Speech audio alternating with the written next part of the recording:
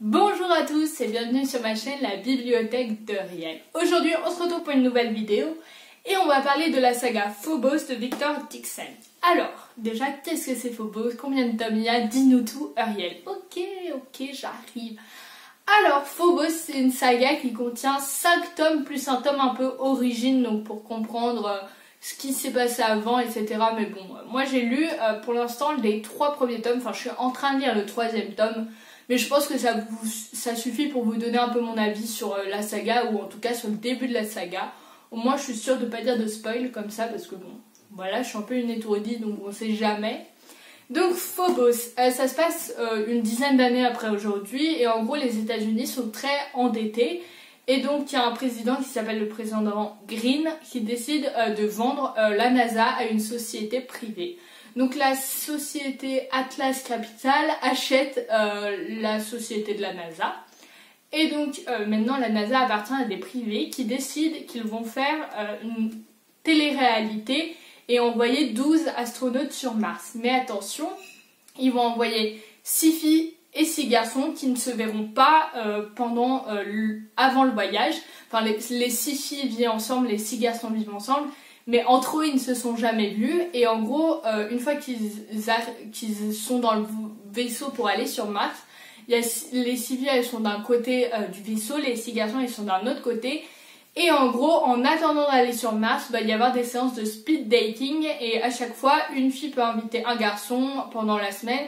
Et après, les garçons doivent choisir à inviter une seule fille. Et à chaque fois, la séance de speed dating dure seulement 6 minutes. Et à chaque fin de semaine, en gros, ils doivent faire une liste de cœurs où ils disent où ils notent un peu les personnes qu'ils ont préférées et celles qu'ils ont le moins aimées. En gros, ils classent les autres personnes.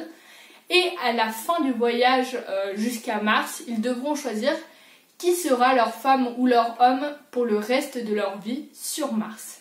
Donc voilà, en gros, ça c'est le topo de l'histoire. Sauf que comme vous vous en doutez, l'histoire ne va pas se passer comme prévu, sinon ça serait très chiant. Donc elle, c'est le personnage principal, ou en tout cas, enfin, ils ont un peu tous le même poids, mais c'est celle dont on suit la pensée, etc. Elle s'appelle Léonore et elle est française. Ah oui, parce que j'ai oublié de dire, tous les astronautes viennent de pays différents pour justement faire de la diversité, etc. Enfin, pour vraiment que les colonisateurs de Mars viennent de plein de pays différents. Et donc, il y a plein de choses différentes. Donc elle, c'est Léonore, elle est française. Et elle est l'égérie d'une marque de luxe parce que chacun est sponsorisé par une marque en gros. Et en gros, ça va raconter ses séances de speed dating, mais aussi ce qu'elle va découvrir pendant le voyage, etc. Et il y a quelque chose que j'ai oublié de dire aussi, c'est que les spectateurs, donc c'est vraiment un programme, en gros le programme de speed dating télé-réalité, là il s'appelle Genesis. Et c'est un truc qui va être suivi dans le monde entier. Et en gros, les gens peuvent payer pour donner de l'argent aux différents astronautes, et avec l'argent qu'ils ont, ils pourront acheter des trucs sur Mars, être dans la plus grande maison ou dans la plus petite selon l'argent qu'ils ont récolté, etc. Donc elle, c'est Léonore, du coup ouais, elle a 17-18 ans, et en fait il faut savoir que les 12 astronautes, ils ont choisi exprès des gens qui étaient orphelins pour pas qu'ils aient d'attache, parce que déjà c'est compliqué de quitter sa famille, et en plus ils partent sur Mars pour toujours, il n'y a pas de billet retour quoi, donc il faut pas qu'il y ait quelqu'un qui les réclame ou quoi. Donc ils ont pris que des orphelins, et ils ont en moyenne entre 16 et 20 ans, ils sont vraiment très jeunes quoi, c'est des adolescents quoi, des jeunes adultes. Et Léonore, c'est la responsable médecine parce qu'ils ont chacun une spécialité pour pouvoir survivre sur Mars, etc. Donc ça en gros c'est l'histoire, c'est quand même un petit peu complexe, mais au final quand on le lit c'est pas du tout compliqué. Ce que j'ai adoré, c'est que vraiment on se laisse tellement vite emporté par l'histoire. Donc personnellement, je vous ai dit que j'étais en train de lire le tome 3. Donc le tome 1 il fait en gros 600 pages, le tome 2 il fait 700 pages et le tome 3 il fait presque 900 pages, donc c'est de plus en plus gros j'ai l'impression. Le tome 1 je l'ai vraiment lu en un temps éclair, je l'ai lu en un jour, en fait je l'ai acheté et je l'ai lu le jour même. Le tome 2, je l'ai lu en quelques jours, et pour l'instant je suis en train de lire le tome 3 qui est un peu plus long à lire, et je trouve que j'accroche moins, mais c'est peut-être juste mon état d'esprit du moment, parce qu'au moment où je tourne cette vidéo, en fait je suis en train de faire le challenge du BD, donc ça me fait beaucoup de choses à lire en même temps, donc c'est pour ça que je vais un peu moins vite sur ma lecture du tome 3 de Phobos. Mais en gros, c'est un véritable coup de cœur cette saga. Je sais pas comment j'ai pas pu la lire avant parce qu'apparemment le tome 1 il est sorti genre en 2015 ou quoi. Et je sais pas comment ça se fait que j'en ai jamais entendu parler. Mais en gros, je l'ai découvert, en gros j'en ai entendu un tout petit peu parler sur la chaîne Audrey le souffle des mots. Et je l'ai vu par hasard en librairie le lendemain. Donc je me suis dit bah pourquoi pas acheter le tome 1. Donc j'ai acheté le tome 1. Et le coup de cœur incroyable, mais je comprends vraiment pas comment cette saga est passée à la trappe. Parce que maintenant que je la connais, je me rends compte que tout le monde en parle sur les réseaux, etc. Mais ça c'est vraiment depuis que je suis sur Booktube, je découvre des livres que tout le monde connaissait en fait. Mais vraiment je comprends pas comment j'ai pu ne pas la connaître avant en fait. Parce que c'est vraiment une série coup de cœur, vraiment j'ai adoré la lire. Enfin la lecture elle est incroyable, il n'y a pas de point négatif, genre vraiment c'est trop addictif. On a trop envie de continuer à la lire, etc.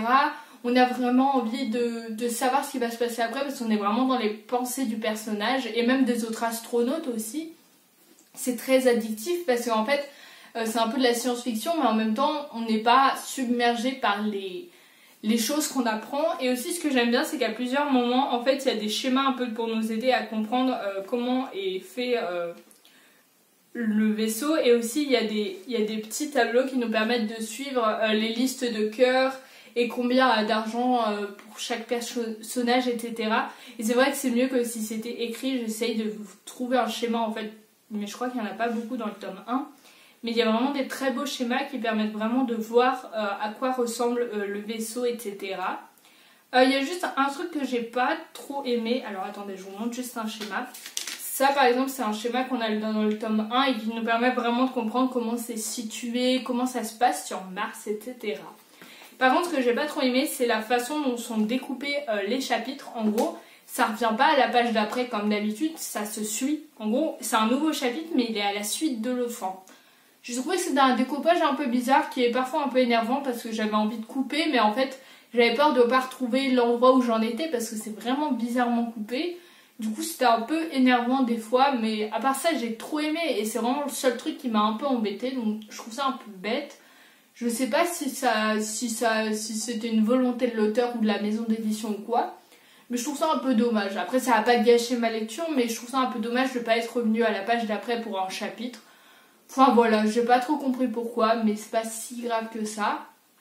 Et sinon ouais c'est vraiment une saga que j'ai adorée, je trouve qu'elle est très addictive. Que ça change un peu de ce qu'on a l'habitude de lire sur la société, etc., sur Mars, sur l'espace, etc. Et je trouve que ouais, ça dépeint bien notre société avec toute cette télé-réalité, ce speed dating, comme quoi il faut aller toujours un peu plus vite dans les rencontres, etc. Et je trouve que c'était vraiment une belle chose. Après, il y a juste un truc qui m'a un peu choquée. Je sais pas si...